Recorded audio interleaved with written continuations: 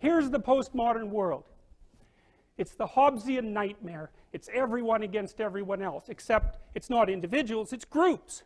And you're stuck in your damn group, and it's the only thing about you anyways that's relevant, which is why we might base our hiring on it, for example. And you're oppressed, and even if you don't know it, it's only because you've internalized it, and it's the only thing that's real about you anyways. And I can't talk to you because I'm in my own little silo of privileged belief, and besides, we can't use logic because that doesn't exist, and so you're in a group and I'm in a group, and all we can do is have a war.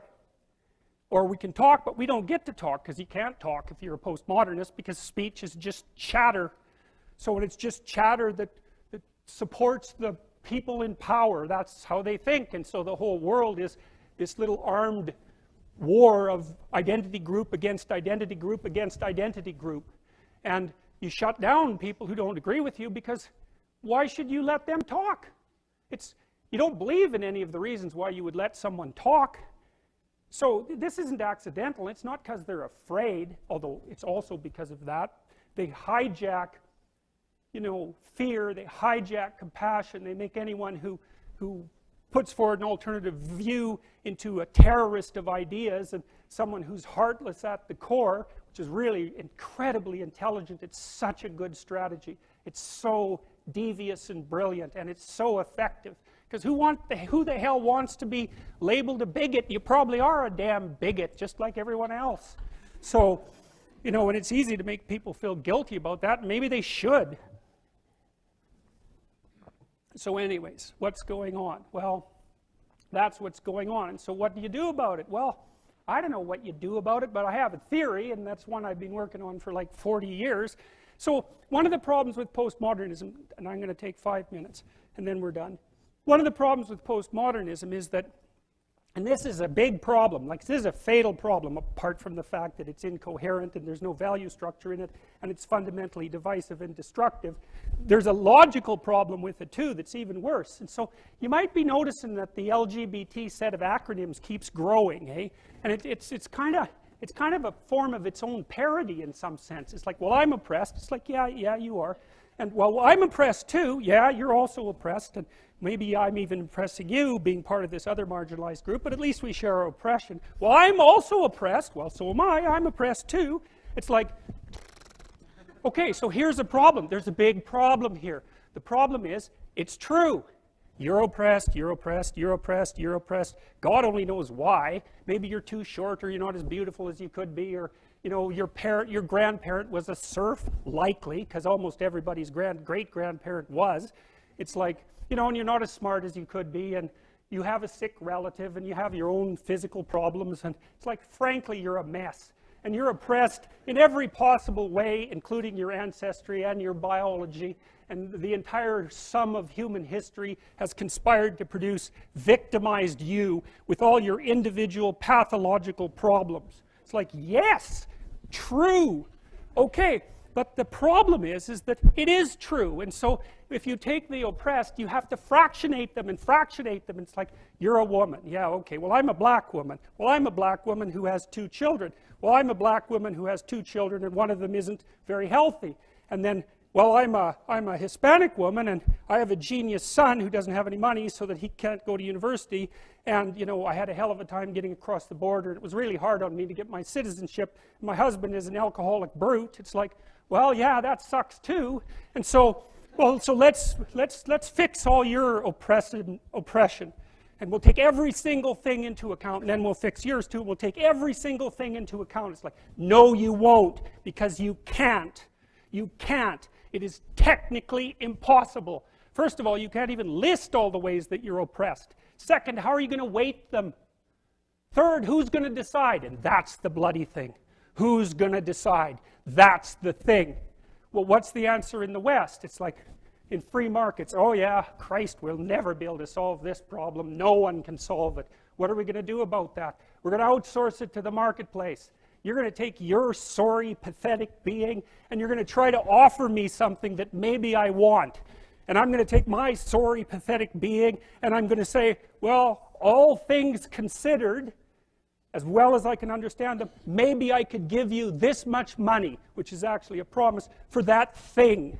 And you've packed all of your damn oppression into the price. And I've packed all my oppression into the willingness to pay it. And that solution sucks. It's a bad solution. But compared to every other solution, man, it's why 10% of us have freedom. And so there's a tremendous illogic at the bottom of this. It's like, you have to fractionate the oppressed all the way down to the level of the individual. Well, that's what the West figured out. You know, there's a couple of figures who are at the mythological roots of our culture, and you know, people get upset with me because I bring in religious themes, but I understand some things about mythology and religion. And it's not an accident that the axiomatic Western individual is someone who was unfairly nailed to a cross and tortured. It's like, yes, right, exactly. So what do you do about that? Well, I thought about that for a long time too. It's like, well, you don't get together in a damn mob, because all that does is allow you to be as horrible as you could possibly imagine and suffer from none of the consequences. That's a bad idea. So how about we don't do that? Well, there's a deep idea in the West too. It's like, pick up your damn suffering and bear it and try to be a good person so you don't make it worse. Well, that's a truth, you know. I read a lot about the terrible things that people have done to each other. You just cannot even imagine it. It's so awful. So you don't want to be someone like that. Now, do you have a reason to be? Yes. You have lots of reasons to be. God, there's reasons to be resentful about your existence. Everyone you know is going to die.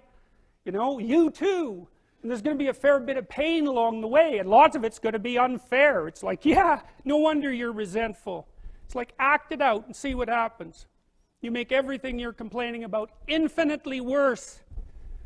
There's this idea that hell is a bottomless pit, and that's because no matter how bad it is, some stupid son of a bitch like you could figure out a way to make it a lot worse. So you think, well, what do you do about that? Well, you accept it. That's what life is like. It's suffering. That's what the religious people have always said. Life is suffering. Yes. Well, who wants to admit that? Well, just think about it. Well, so what do you do in the face of that suffering? Try to reduce it. Start with yourself. What good are you? Get yourself together, for Christ's sake, so that when your father dies, you're not whining away in a corner, and you can help plan the funeral. And you can stand up solidly so that people can rely on you. That's better. Don't be a damn victim. Of course you're a victim. Jesus, obviously. Put yourself together. And then maybe if you put yourself together, you know how to do that. You know what's wrong with you, if you'll admit it. You know there's a few things you could like polish up a little bit, that you might even be able to manage in your insufficient present condition. And so you might shine yourself up a little bit, and then your eyes will be a little more open, and then you can shine yourself up a little bit more, and then maybe you could bring your family together instead of having them be the hateful, spiteful, neurotic, infighting batch that you're like doomed to spend Christmas with. So then you fix yourself up a little bit, kind of humbly, because, you know, God, you're a fixer-upper if there ever was one. And then you got to figure out, well, can you figure out how to make peace with your idiot brother? And probably not, because he's just as dumb as you, so how the hell are you going to manage that? And so then maybe you get somewhere that way, and your family's sort of functioning, and you find out, well, that kind of relieved a little bit of suffering, although it reduced the opportunities for spiteful revenge, and that's kind of a pain in the neck.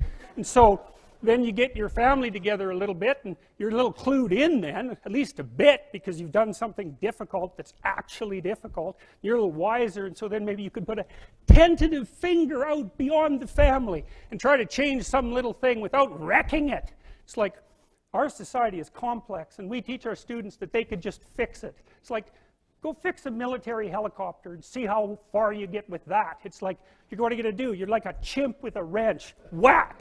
Oh, look, it's better. It's like, no, it's not better. Things are complicated, and to fix things is really hard. And you have to be like a golden tool to fix things, and you're not. So, and that's the other message of the West. It's like, how do you overcome the suffering of life? And I'm not saying it's only the message of the West. How do you overcome the suffering of life? Is be a better person. That's how you do it. Well, that's hard. It takes responsibility. And I think, you know, if you said to someone, you want to have a meaningful life? Everything you do matters. That's the definition of a meaningful life. But everything you do matters. So you're going to have to carry that with you. Or do you want to just forget about the whole meaning thing, and then you don't have any responsibility, because who the hell cares, and you can wander through life doing whatever you want, gratifying impulsive desires for how useful that's going to be, and you're stuck in meaninglessness, but you don't have any responsibility. Which one do you want? Well, ask yourself, which one are you pursuing? And you'll find very rapidly that it isn't the majority of your soul that's pursuing the whole meaning thing, because, well, look what you have to do that. You have to take on the fact that life is suffering. You have to put yourself together in the face of that. Well, that's hard. Christ, it's amazing people can even do it. I'm stunned every day when I go outside and it isn't a riot with everything burning. Because really, God, you talk to people, it's like, I knew this guy, he'd been in a motorcycle accident and it really ruined him, and he was like a linesman, you know, working on the power, and he was working with someone who had Parkinson's disease, and they had complementary inadequacies, and so two of them could do the job of one person, and so they're out there fixing power lines in the freezing cold, despite the fact that one was 3/4 wrecked with a motorcycle accident and the other one had Parkinson's. It's like, that's how our civilization works. It's like there's all these ruined people out there. They've got problems like you can't believe. Off they go to work and do things they don't even like. And look, the lights are on. My God, it's unbelievable. It's a miracle. It's a miracle. And we're so ungrateful. College students, the postmodern types, they're so ungrateful. You know, they don't know that they're surrounded by just a bloody miracle. It's a miracle that all this stuff works. That all you crazy chimpanzees that don't know each other can sit in the same room for 2 hours sweltering away without tearing each other apart, because that's what chimps do. So, anyways, so what happened? Well, I made some videos and I got to the bottom of some things, at least as far as I can tell, so I told you what the bottom is, and then I've got this idea about what you might do about it, which isn't my idea. It's not my idea. It's an old idea. It's far older than Christianity. It's old. It's the oldest story of mankind.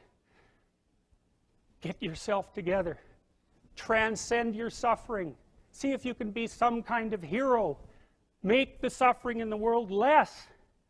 Well, that's the way forward, as far as I can tell, if there is any way forward. And that's what's under assault by the postmodernists. So look out, because they know exactly what they're doing, and they know exactly why they're doing it. And that's what it looks like to me.